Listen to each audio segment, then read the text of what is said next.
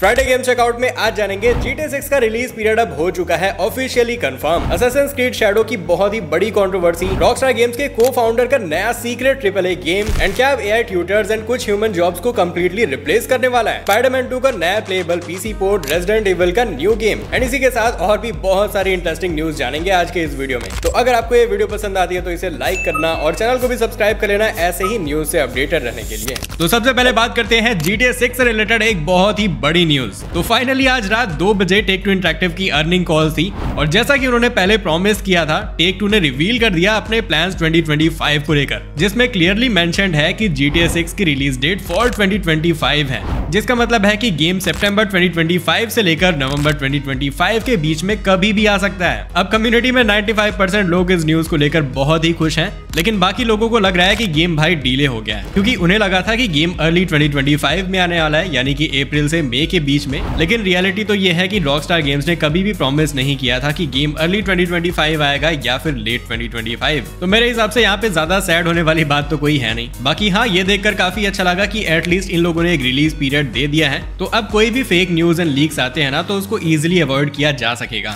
बाकी कम्युनिटी में लोग ऐसा भी बोल रहे हैं कि रॉकस्टार गेम्स अपने सारे गेम्स को डिले करते ही हैं, तो शायद GTA 6 कहीं 2026 में ना आ जाए। वेल, इस पे तो मैं बस यही कहना चाहूंगा कि ये सारी चीजें हमारे कंट्रोल में नहीं है एंड हम बस होप ही कर सकते हैं कि गेम डिले ना हो। बाकी हाँ, आप इस न्यूज को सुनकर एक्साइटेड हुए या फिर नहीं, मुझे कमेंट्स में जरूर बताना। देन बात करते हैं आखिर क्यों GTA 6 में स्टेट ऑफ फ्लोरिडा को स्टेट ऑफ लियोनार्डा कहा जाने लगा। इससे रिलेटेड एक काफी इंटरेस्टिंग रेडिट पोस्ट किया गया था, तो मैंने सोचा क्यों ना इसे भी कवर किया जाए। तो GTA के 3D यूनिवर्स में हमें स्टेट ऑफ फ्लोरिडा देखने को मिलता है, जिसमें वाइस सिटी एंड वाइस बीच को फ्लोरिडा के टेरिटरी में काउंट किया जाता था एंड इसे SD यूनिवर्स में GTA 4 एंड GTA 5 में भी कहीं पर मेंशन किया गया है। लेकिन जैसे जैसे नए गेम्स आए, जैसे कि GTA 4 एंड GTA 5, तो गेम में काफी सारे ऐसे लोकेशंस थे जिसके नाम को थोड़ा डिफरेंट रखा गया था रियल लाइफ से, एंड रॉकस्टार गेम्स इसे पहले से हिंट कर रहे थे, तो ये थोड़ा सा ऑब्वियस हो गया था कि GTA 6 में हमें स्टेट ऑफ फ्लोरिडा नहीं बल्कि स्टेट ऑफ लियोनार्डा देखने मिलेगा, क्योंकि ये नाम गेम के पैरोडी वाले स्टाइल को थोड़ा सूट करता है, जैसे कि गेम में दूसरे लोकेशंस होंगे। बाकी हाँ, आज से पहले जितने भी गेम्स के अंदर फ्लोरिडा को मेंशन किया गया है, तो वहाँ पे रियल नाम से ही बुलाया गया उसे, यानी कि फ्लोरिडा। एंड GTA 6 पहला गेम होगा जिसमें इसे लियोनार्डा बोला गया होगा, तो शायद ऐसा भी कह सकते हैं कि रॉकस्टार गेम्स ने अब एक नया यूनिवर्स ही बना दिया है। एंड गाइस, क्या आपको गेम पास, नेटफ्लिक्स, स्पॉटिफाई या फिर किसी भी चीज का सब्सक्रिप्शन फ्री में लेना है? वेल, मुझे एक ऐप के बारे में पता चला जिसका नाम है हनी गेन, जो कि आपके इंटरनेट के बदले पैसे देता है। आपको बस इसे डाउनलोड करके रन होने देना है पीसी में। हाँ, सुनकर तो फिशी लगता है, लेकिन ये ऐप लेजिट है। आपका डेटा सेल नहीं करता, बल्कि आपका इंटरनेट रेंट पर देता है, जिससे दूसरे वेबसाइट्स को तो फायदा होता ही है, लेकिन उसका कुछ परसेंटेज आपको भी मिलता है, वो भी बिना कुछ किए, बस ऐप को बैकग्राउंड में रन होने दो। हाँ, ये ऐप आपको करोड़पति तो नहीं बनाएगा, लेकिन आप गेम पास जैसे सब्सक्रिप्शंस ले पाओगे इससे। एंड अगर आप अपने फ्रेंड्स को इन्वाइट करते हो तो उनके अर्निंग्स का भी 10% मिलेगा आपको। लेकिन अगर आप डिस्क्रिप्शन में दिए हुए मेरे लिंक से साइन अप करते हो और कोड एक्सप्रेस यूज करते हो, तो आपको $3 मिलेंगे अकाउंट में। तो डिस्क्रिप्शन में लिंक है, जाओ और हनी गेन को डाउनलोड करो। Assassin's Creed Shadow का एक सिनेमैटिक ट्रेलर लॉन्च हो चुका है। ये गेम बेसिकली जापान के फ्यूडल एरा में है, जब सैमुराइज प्राइमरली मिलिट्री फोर्स में हुआ करते थे। ट्रेलर में हमें 2 प्रोटैगनिस्ट देखने मिले, जिसमें से पहला कैरेक्टर एक सामुराई है एंड दूसरा एक शिनोबी या फिर फीमेल निंजा। दोनों के बीच कुछ डिफरेंसेस हैं, लेकिन स्टोरी के हिसाब से ये दोनों आगे मिलकर साथ में काम करेंगे एंड हमें गेम खेलते समय दोनों के बीच में स्विच करके मिशंस को भी कंप्लीट करने के लिए दोनों के एबिलिटीज का यूज करना होगा। अब ट्रेलर में ये साफ समझ में आ रहा है कि गेम में ढेर सारा एक्शन देखने मिलेगा, लेकिन इसके साथ में स्टेल्थ एंड एस्पिनोज भी गेम में इंपॉर्टेंट होंगे। अब ट्रेलर तो अच्छा था, लेकिन गेमर्स के इस ट्रेलर पर भी मिक्स्ड रिएक्शन रहे। इस ट्रेलर के कमेंट्स के अकॉर्डिंग यूबीसॉफ्ट के साथ हमेशा एक प्रॉब्लम रही है कि वो ट्रेलर्स में कुछ और दिखाते हैं और गेम वैसा होता नहीं है। एट द एंड एक्चुअल में गेम में कुछ ना कुछ कमी जरूर निकल जाती है। इवन लोगों को इसका मेन कैरेक्टर भी कुछ खास पसंद नहीं आ रहा एंड उनके अकॉर्डिंग ये बस एक वोक स्टंट है। And according to some gamers, Yasuke जो कि फर्स्ट ब्लैक समुराई है, उसे भी गेम में हिस्टोरिकली गलत तरीके से दिखाया गया है एंड एक ब्लैक कैरेक्टर को गेम में रखकर टाइटल में ही शैडोज ऐड कर देना लोगों को पसंद नहीं आया। इवन यूबीसॉफ्ट जापान में जब इसके ट्रेलर को पब्लिश किया गया, तो वहां भी वीडियो पे बहुत सारे डिसलाइक्स आए हैं। अब देख सकते हो रेशियो, यहाँ पे 1.2 के कुछ लाइक्स हैं एंड 7000 से भी ज्यादा डिसलाइक्स। कुछ गेमर्स के अकॉर्डिंग तो इसमें जापानीज हिस्ट्री एंड कल्चर को भी मैनिपुलेट किया गया है एंड कुछ यूजर्स तो इसे खरीदने से भी मना कर रहे हैं। आई मीन, गेम 15 नवंबर को रिलीज होने वाला है, लेकिन फिलहाल Assassin's Creed Shadows का फ्यूचर ब्राइट तो नहीं लग रहा। एप्पल ने हाल ही में अपने ऐप रिव्यू गाइडलाइंस में कुछ चेंजेस किए थे और उसके कुछ ही दिनों बाद फाइनली अब एप्पल स्टोर पर भी एम्यूलेटर्स अवेलेबल हो चुके हैं। इनमें इंक्लूडेड है PPSSPP, delta and even retro arc जैसे जैसे OG एम्यूलेटर्स। तो अगर आपका मन हो कुछ पुराने रेट्रो गेम्स को अपने एप्पल डिवाइसेस में खेलने का तो वो अब पॉसिबल है।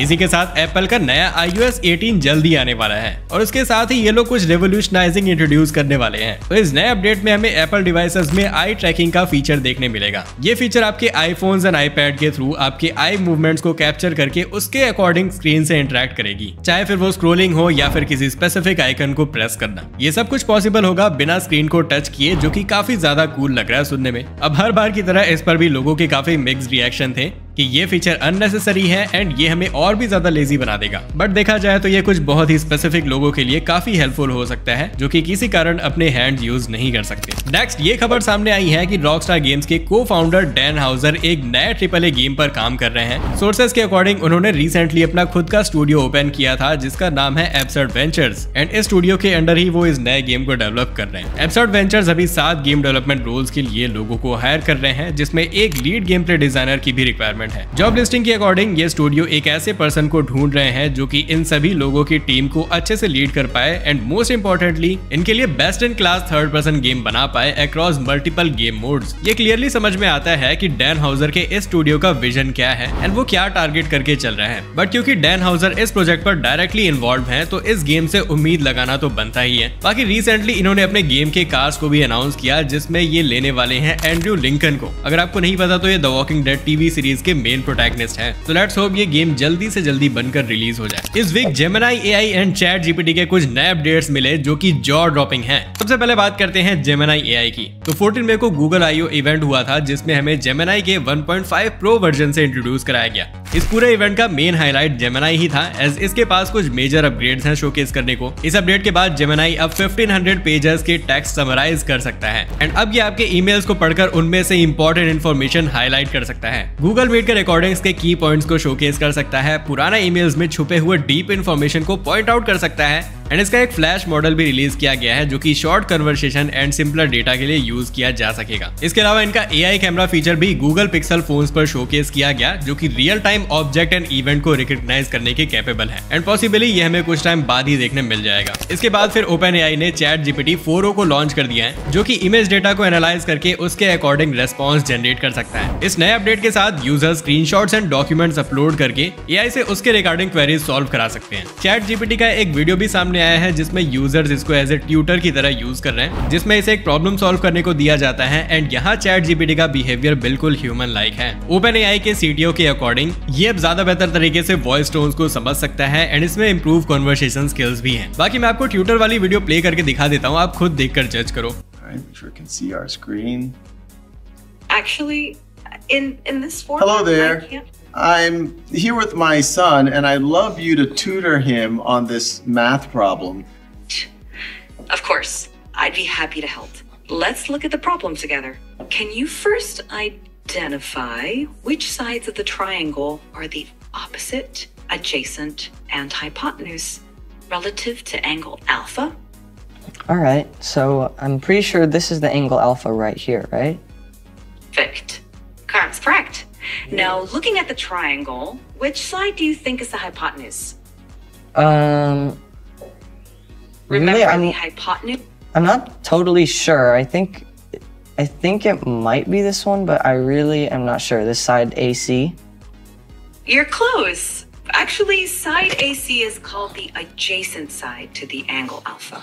फिर एक नया दिन और एक और नया रेजिडेंट इवल रीमेक। एक नोन इनसाइडर के थ्रू ये पता चला कि रेजिडेंट इवल 1 के रीमेक पर काम चल रहा है। ये गेम 1961 में PS1 के लिए रिलीज किया गया था, जिसके बाद 2002 में इसे निंटेंडो गेम क्यूब के लिए रीमेक किया गया। फिर 2015 में PS3 एंड PS4 के लिए भी इसका एक HD रिमास्टर आया था एंड अगर रूमर सच है तो ये इस गेम का 3rd रीमेक होगा। अब सीरीज में इतना आगे जाके बेसिक वर्जन का रीमेक लोगों को समझ में नहीं आ रहा है। अब ऐसे सवाल उठ रहे हैं कि भाई इसकी जरूरत ही क्या है, क्योंकि अब ये एक रीबूट है या फिर एग्जैक्ट रीमास्टर, इसके बारे में डिस्कस करना अभी तो पॉसिबल नहीं है, क्योंकि इस सोर्स के अलावा और कहीं से भी इंफॉर्मेशन हमें नहीं पता चली है। बाकी जिस कम्युनिटी से ये न्यूज आई थी उसके अकॉर्डिंग ये गेम 2026 में रिलीज हो सकता है। तो देखते हैं क्या सच में ये लोग इसे रीबूट करेंगे या फिर रीमास्टर। स्क्वायर एनिक्स ने अपने गेम से कंसोल एक्सक्लूसिविटी खत्म करने का डिसीजन ले लिया है, जो कि उनके नए पॉलिसी चेंज के अंडर अप्लाई होगा। तो ये PC एंड Xbox गेमर्स के लिए बहुत ही अच्छी बात है। स्पाइडरमैन 2 को रिलीज हुए 7 महीने से भी ज्यादा हो गए हैं एंड अभी भी हमें सोनी या फिर इंसोम्निया गेम्स की तरफ से इसका एक ऑफिशियल पोर्ट देखने नहीं मिला, लेकिन इसका अनऑफिशियल ब्राजील पोर्ट, जिसकी शुरुआत एक मीम की तरह हुई थी, उसने लोगों का अटेंशन अपनी तरफ खींच लिया है। रिसेंटली इस अनऑफिशियल पोर्ट का वर्जन 1.4.5 रिलीज हुआ, जिसमें प्लेयर्स को काफी अच्छी परफॉर्मेंस देखने मिली है, जिसमें स्टटरिंग एंड ज्यादा लैग फेस नहीं करना पड़ रहा है। इवन इसमें mouse, keyboard and Xbox controller का भी सपोर्ट है। बाकी आप लोग देख ही सकते हो ये प्लेस्टेशन वर्जन के कंपैरिजन में कितना अमेजिंग दिख रहा है। गेमर्स के अकॉर्डिंग ये एक साइन है सोनी एंड इनसोम्निया गेम्स के लिए कि वो जल्दी स्पाइडरमैन 2 का पीसी पोर्ट रिलीज कर दे। एक काफी wholesome made in India game Fishbowl का डेमो वर्जन अब खेलने के लिए अवेलेबल है स्टीम पर। ये एक स्लाइस ऑफ लाइफ गेम है जिसमें आप कुछ डेली टास्क कंप्लीट करते हो, जिनको करते करते आपको कुछ समय ओल्ड मेमोरीज याद आ जाती हैं। फिशबोल काफी हार्ट वार्मिंग स्टोरी ऑफर करता है, जिसे आई थिंक आपको चेकआउट जरूर करना चाहिए। इसमें आपको रेट्रो पिक्सल आर्ट स्टाइल देखने मिलता है, जो कि टॉप डाउन व्यू के साथ पोकेमैन एंड स्टारड्यू वैली जैसे गेम्स की याद दिलाता है। तो डिस्क्रिप्शन में गेम का लिंक है, डेमो जरूर ट्राई करना। अब बात करते हैं इस वीक के फ्री गेम्स की। तो एपिक पर मिस्ट्री गेम फिर से स्टार्ट हो गए हैं, लेकिन इस बार ये गेम्स हमें वीकली ही देखने मिलेंगे। इस वीक फ्री है ड्रैगन एज इंक्विजिशन, जिसे आप May 23 तक क्लेम कर सकते हो। बाकी नेक्स्ट वीक का तो कोई आइडिया नहीं है, लेकिन आप कमेंट्स में बताना कि आपको क्या लगता है कि कौन सा गेम आ सकता है। तो हाँ गाइस, फ्राइडे गेम चेकआउट में आज के लिए बस इतना ही। इनमें से आपको कौन सी न्यूज सबसे ज्यादा पसंद आई मुझे कमेंट्स में जरूर बताना, और अगर आपको वीडियो पसंद आ गई तो लाइक करो और चैनल को भी सब्सक्राइब कर लेना ऐसे ही अपडेटेड रहने के लिए। हैप्पी वीकेंड्स और फिर मिलते हैं नेक्स्ट वीडियो में।